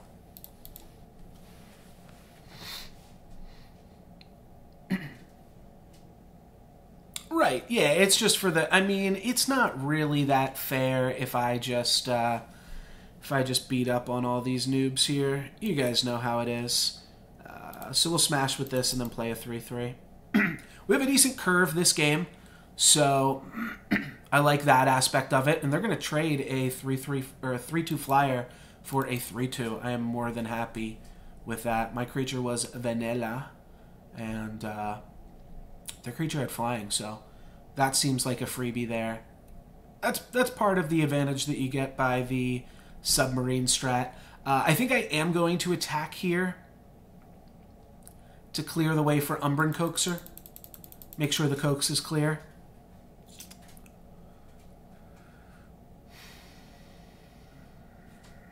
Yeah.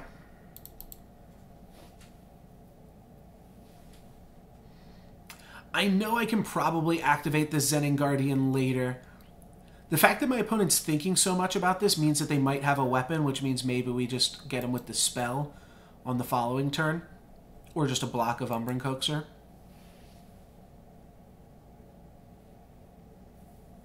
If they don't block, then this attack is fantastic.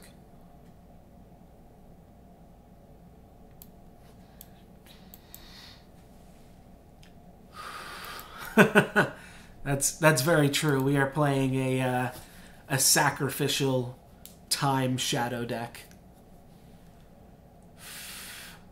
Yeah, I think I just like clearing the way for the 5/2. The fact that my opponent thought about it for so long means that they probably have a creature that's worth blocking. Or they probably have a weapon, which is why they were thinking about not blocking. But I think sometimes just attacking, trading, and clearing the way is really good. And 8/8 is also really good. If we wind up petering out here and my opponent winds up stabilizing, then it was the wrong call. But if my opponent just has a weapon in their hand, then it was definitely the right call.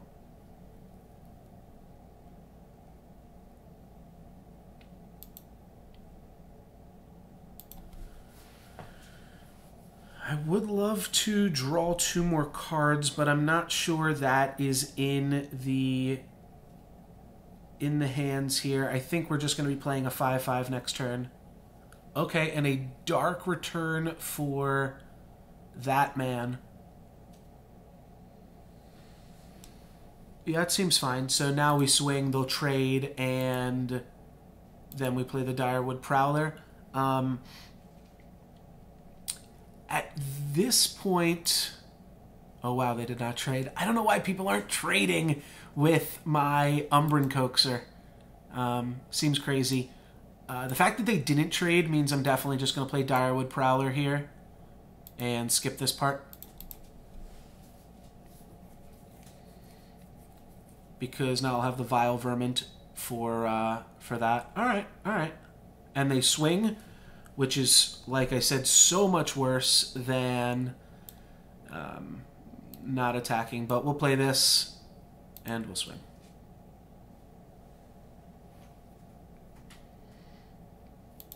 So yeah, I could have been ultimating the 3/3 this turn, but we wound up getting so much more tempo by getting this card off the board, even though it's back. I don't know. He's 100% trading with the Coaxer here, right? I think I'm going to swing with the Vile Varmint, so that way, if he wants to, he can swing, and then I can attack him again. That would be great. I'll hang on to this for one more second, I think. No, it's better in play. I was thinking it could be good to swap it for the market, but we have Dune Phantom to swap for the market here too. Oh geez, that's pretty good. Well, no, we have Dispel. We have Dispel. So this is actually totally fine. Let's Dispel this. Then let's Cull.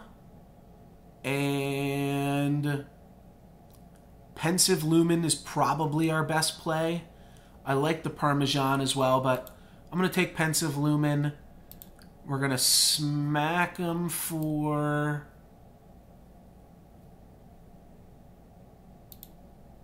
We'll smack him for 8.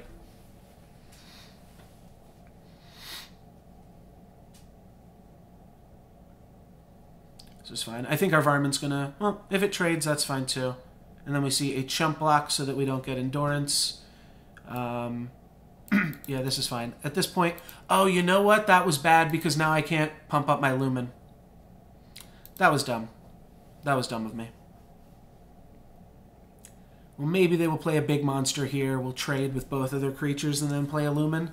If they play like a 4/4... No, a 5/3. That's what we want them to play. 5/4. That'll work too.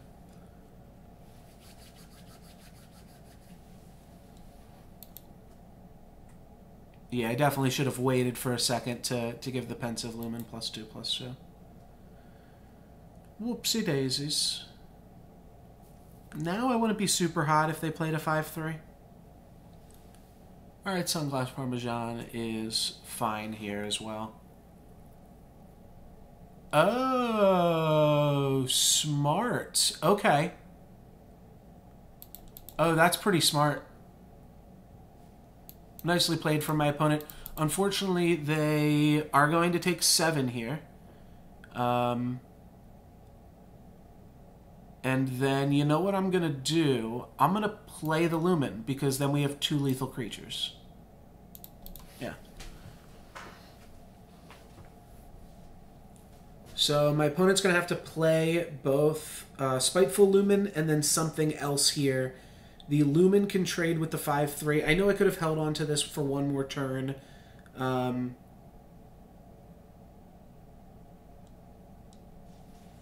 thought this was gonna work out. Yeah, I meant 2 lethal creatures, assuming this was going to get traded here.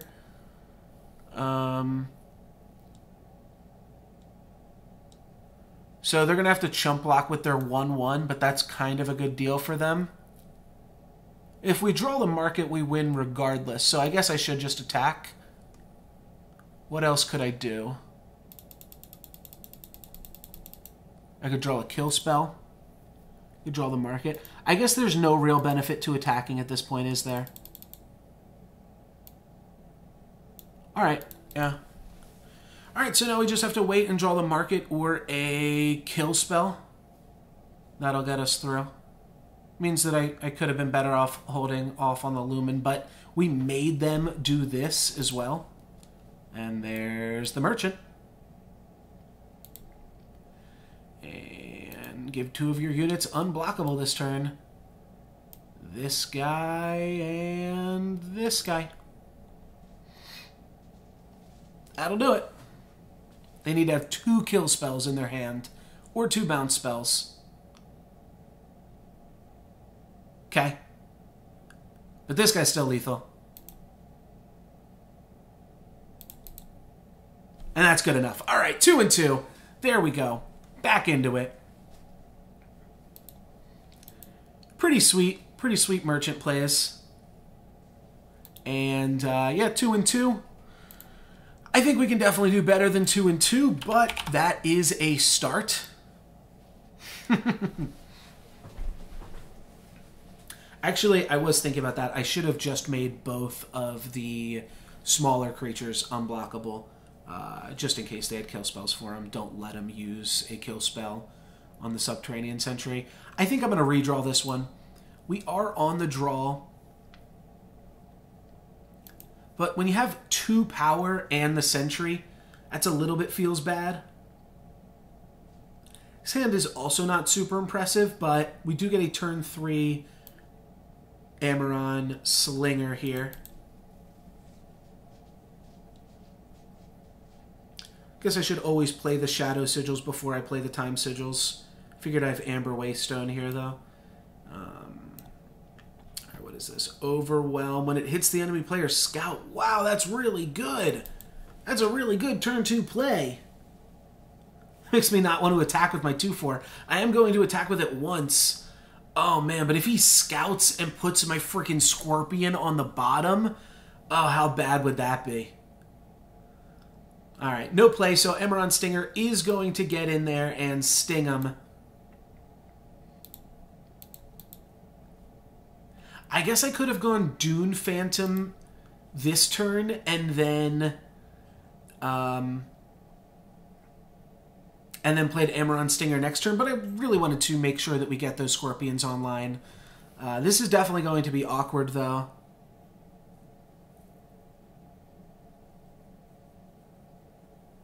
Then there's 10 more Scorpions not on the bottom. I don't know exactly what you mean by that one. Nightfall is decent with these Scorpions, too. Oh, this only makes 3 Scorpions. I think that's part of our... So there's 2 more. Card's not that insane. Yes. Yes. 3 minus 1 equals 10. Perfect. Stun 2 enemy units. All right. That's a little bit annoying, but he didn't warp it. So that's fine. And he's keeping all these cards on top, so we haven't quite found him out yet. I think I just want to go Dune Phantom here. I don't really want to play out any of these other cards into early game removal and stuff.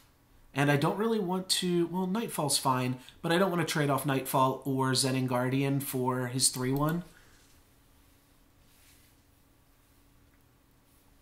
The Tempest Rare does 10 Firebombs. Alright, perfect. My cards are online. I can even bounce his creature here. Oh, I didn't even realize I drew the Marionette Cross. When did I draw that? You know what? Yeah, I think I swing for 5 here and play Xenan Guardian. That's annoying. Because I could have played around that. Well, we have Xenan Guardian now. And that's a good card, too.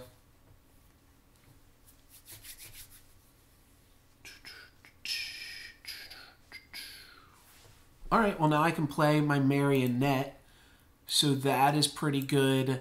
I can also sacrifice my Dune Phantom. It kind of did its job already, right? They're probably also going to trade with Xenan Guardian here. So I don't love that. I mean, yeah, Direwood Prowler definitely seems like the play. Let's just swing for 2. 2 is good enough. I don't need to do anything crazy. And then let's draw 2, because this game I think I am going to ultimate this. I am pretty close here. Death Strike on top of the deck. A little bit unfortunate, but we'll have a Death Strike next turn. That is fine. So next turn we get to play Death Strike, Initiate, and our Marionette. And then next turn we get to activate Xenan Guardian. So I think I will give this the ability to fight. Same thing, this is like the most profitable card to bounce.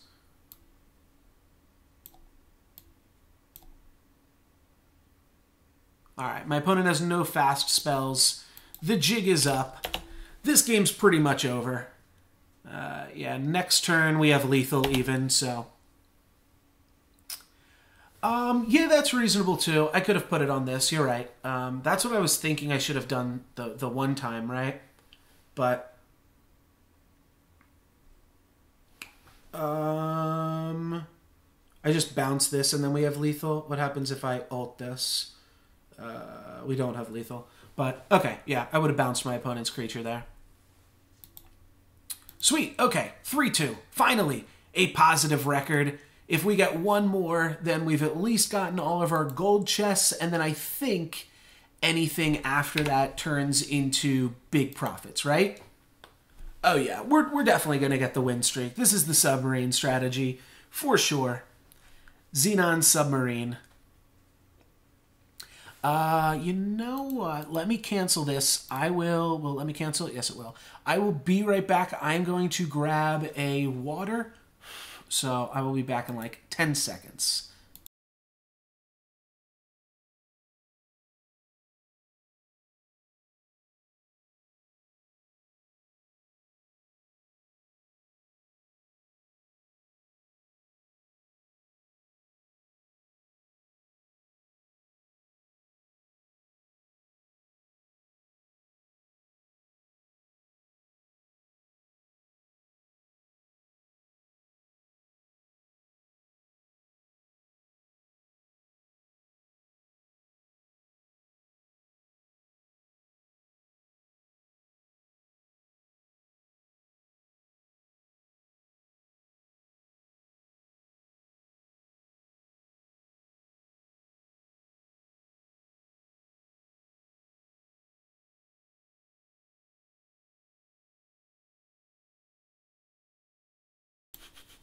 Okay, that makes me a little bit more chilly, but now we are back into it here with Xenan Midrange, and yeah, like I said, I do like this deck. I do think it's a good one. Thank you for the luck, always appreciated. And this hand has a Marionette Cross that we can't quite play, which is pretty awkward, but it means that almost anything in our deck is a live draw. I'm going to keep this. I actually like the power-heavy hands with this deck. I think we could definitely get boned. This kind of hand won last game. Oh, I should have come back with the robe. That would have been pretty funny too, to not even mention it, and then just have the robe on. All right, that's a fine turn 4 play.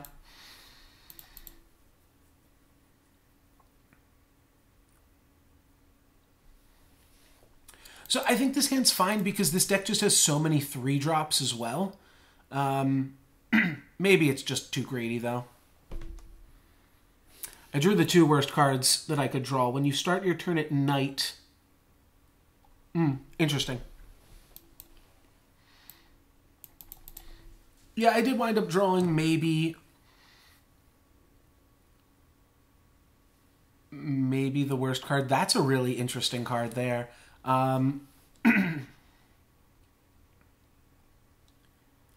So I think I just play a 5/5 here, right?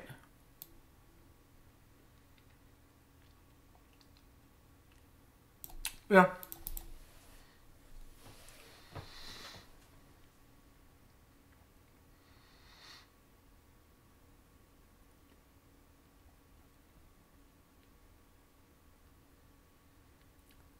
If my opponent plays a blocker, they don't play anything here.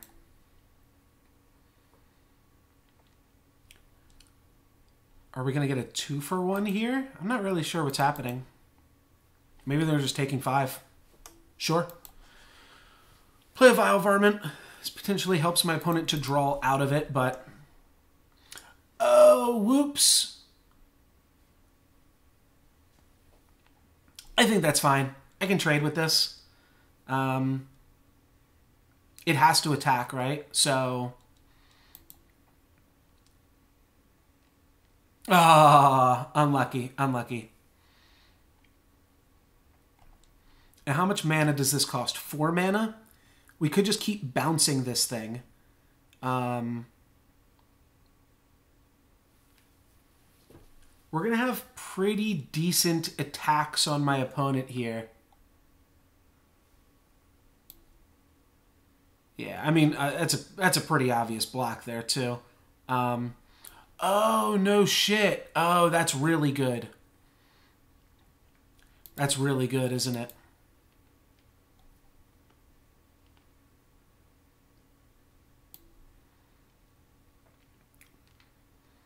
Okay, well, you know what I do? I think I play Duskcaller to trade with the Twilight Prowler here.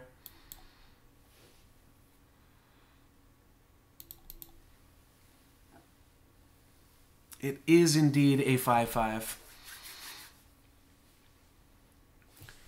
So here I'm just planning on making trades against my opponent's creatures. They got some pretty sweet stuff going on here now.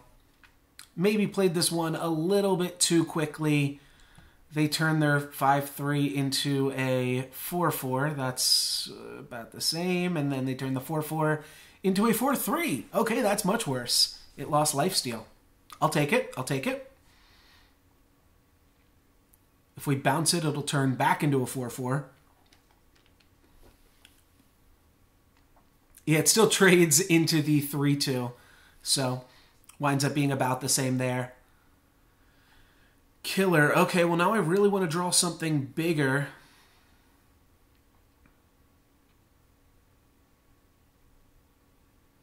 Cull is good. I also really want to get Xenan Guardian into play.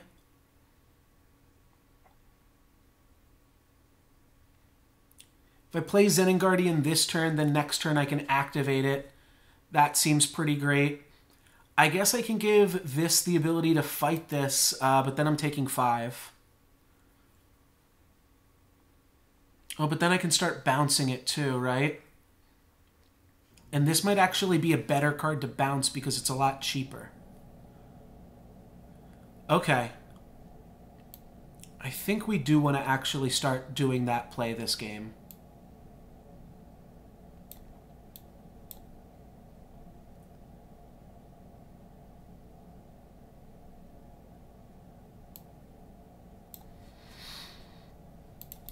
All right, so my opponent is going to get to attack next turn. Oh yeah, Xenan Guardian's also a good thing to bounce, isn't it?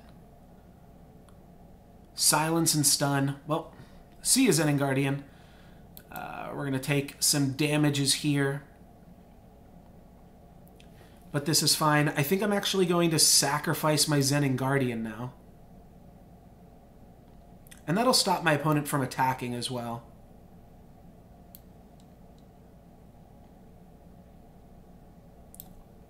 Yeah, let's draw 2. Alright, that's a good target for the Parmesan. And let's just cull the deck and see if we can find something else good. Bold Adventure's probably better than a land, though. It gets close. 8 mana is good because that's what it costs to play and reset the guy. Do I want an 8th land? Maybe I didn't need to play the card here yet because I was willing to pick up a land. I just shouldn't have culled the deck yet.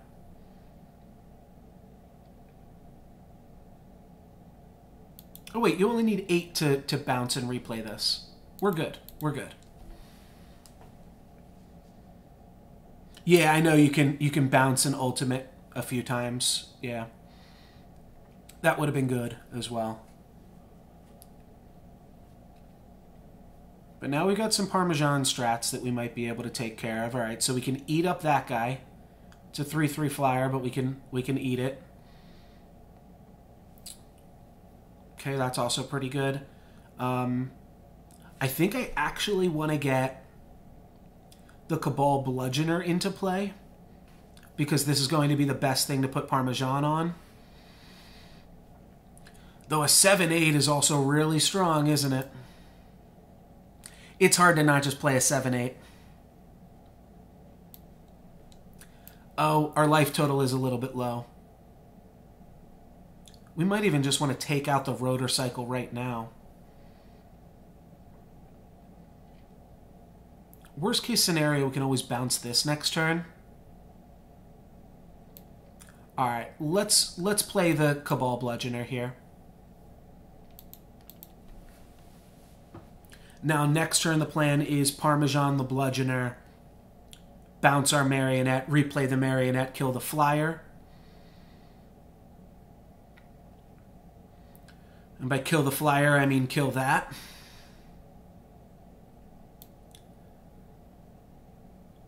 No, if I kill that, then I lose the ability to fight. But this is a 5/5. I have to kill this. I have to kill or bounce this right now.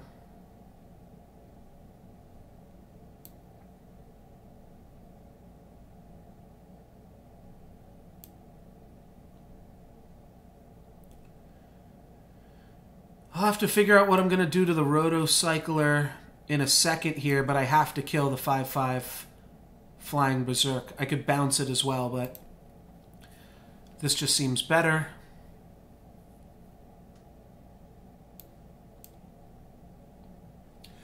I could have maybe put the Parma like on it somehow or something, but yeah, that just has to happen, unfortunately.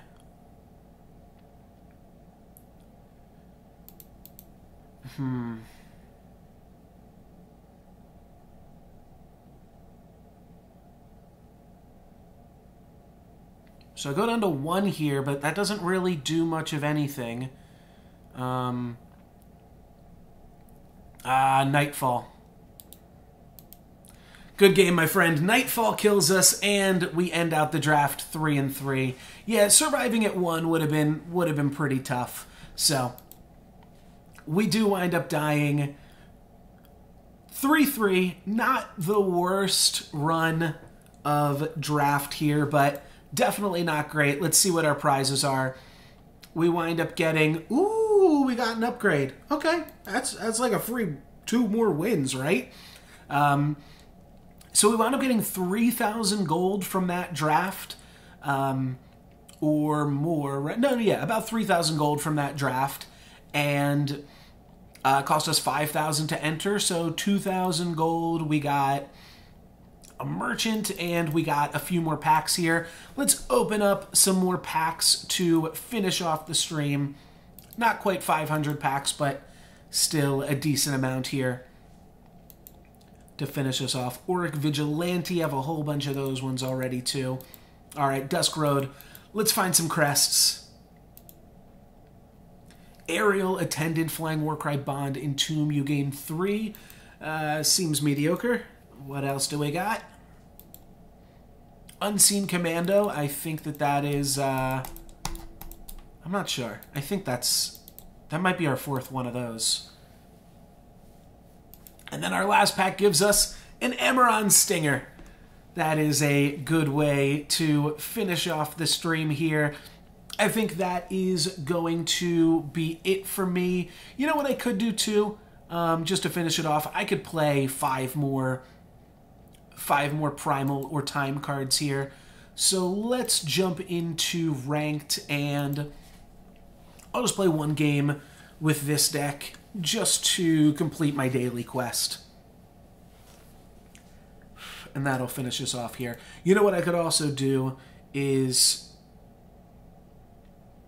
figure out how to turn on drops for you guys as well.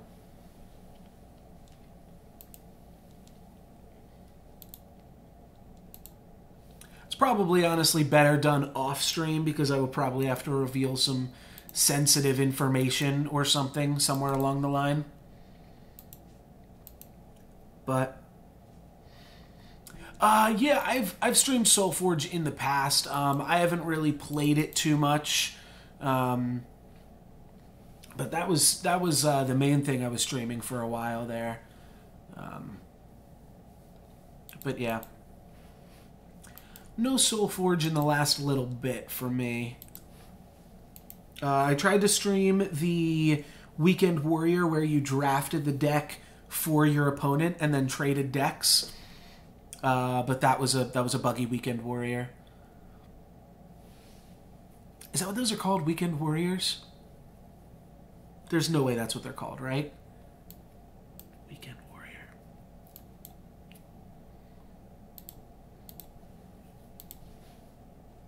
Maybe it is what they're called. I don't know. I know they're called WWs, and that one of those two W's stands for weekend. It is Weekend Warrior? Alrighty.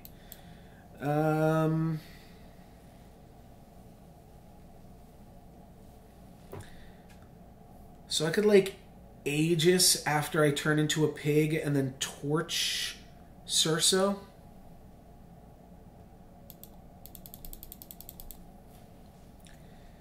Honestly,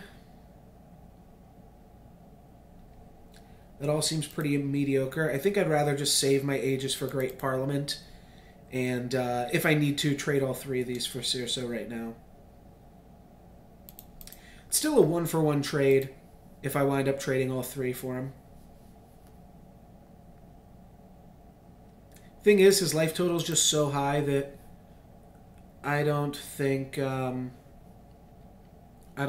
what I want to go for. Yeah, I don't typically wind up competing in the constructed Weekend Warriors, but I will compete in the in some of the other ones. So this will block, Aegis, Torch, just like the same thing as I was planning on doing on offense.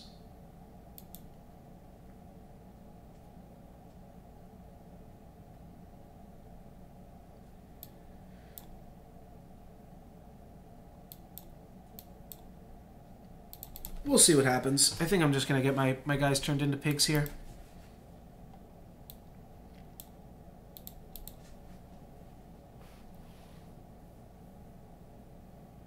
I think that's fine.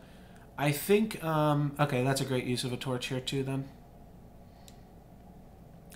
I think just saving my Aegis for the Great Parliament is enough to win this game here.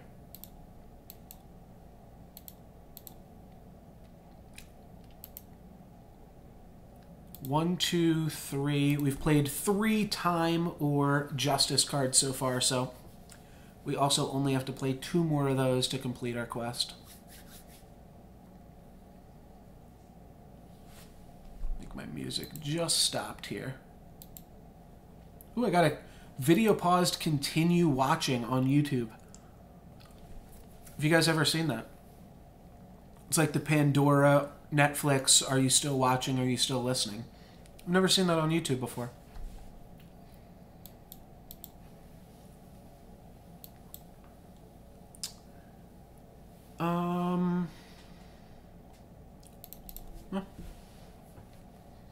Hitting our card drops. Nothing crazy. Okay, Merchant. I have no clue what that's going to give him here.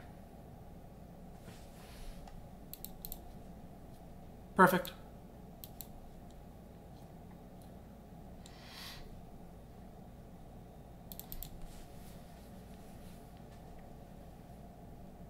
No card limit constructed does sound pretty cool too.